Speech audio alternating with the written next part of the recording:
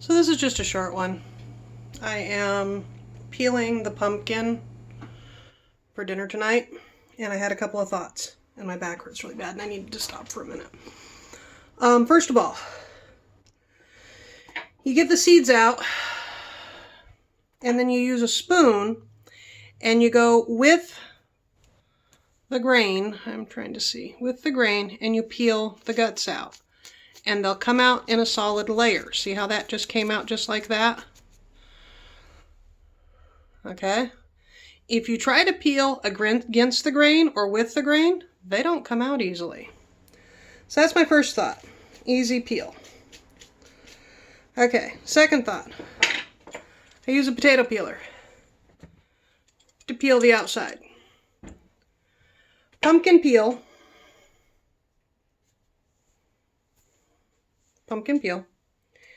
and pumpkin guts are absolutely edible. They're just not premium edible. I have an old recipe I use from time to time where you simmer them in a small pot of water, a lot less water than guts and peel, and some butter, and you have to stir it a lot because it's going to want to stick. Put a little bit more chicken broth in or water in, stir it some more. When it's completely cooked and the peels will still be crunchy, then you either throw it in a blender or you use a stick blender and you blender it all up, and then you run it through a sieve to get the large parts out. And it's a pumpkin bisque. Bisque is made with shrimp skins and tails and feet, and it's all those leftover parts you would throw away of a shrimp, simmered in water and butter and some garlic and some other seasonings until it's given up all of its flavor, like 2 hours, and then you hit it with a stick blender or a blender, and then you run it through a sieve. Okay? So that's something you can do in a starvation situation, is the skins and the guts are edible. The seeds are edible, you knew that. Now, last thing. There's an old adage, one is none. A lot of people with hoarders, a lot of people who get accused by their friends of having hoarders when they don't actually have hoarders, live by that philosophy. One is none. Why is one none? Because I am halfway done with this. Just dropped it. Okay. Ow, ow, ow. I'm not supposed to bend like that. I'm halfway done with this. And it broke. And this is no longer anchored and no longer really truly functional. Okay? So, if I only had one potato peeler, I'd be doing this with a knife, which sucks. One is none.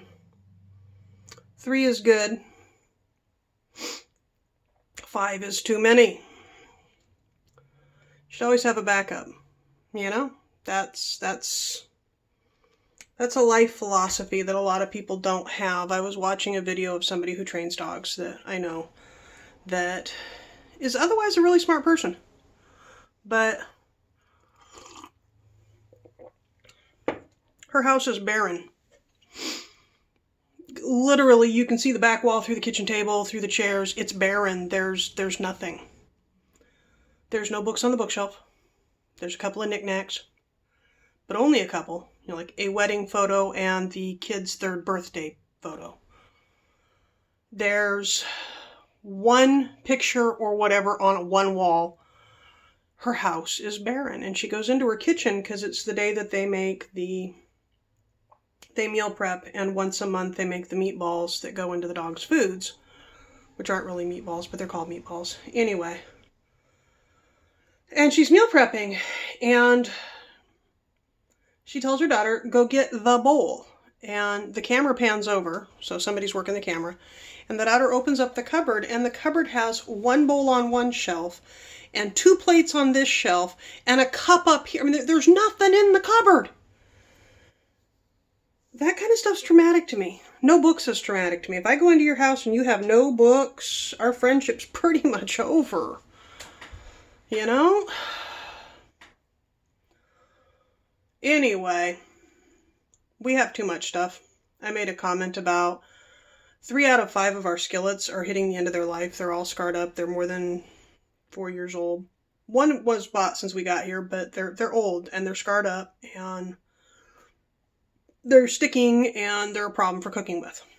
And somebody gave us this really nice pancake griddle. And I've been having problems making pancakes because gluten-free sticks. You know that, right?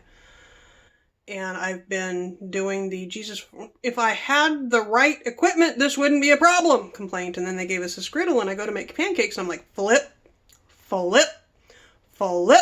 And the husband goes, oh, I guess our skillets are sticky. I'm like, yeah, their tempers are broken.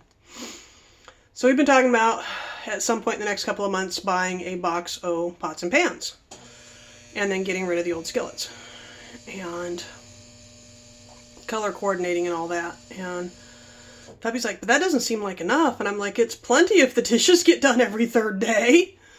It's the not doing dishes. If you have 27 skillets, you don't have to do dishes but once a month, but then it's a really overwhelming experience.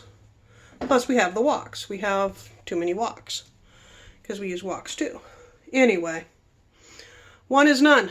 If you only have one, you don't have backup and you could get yourself in trouble. You know?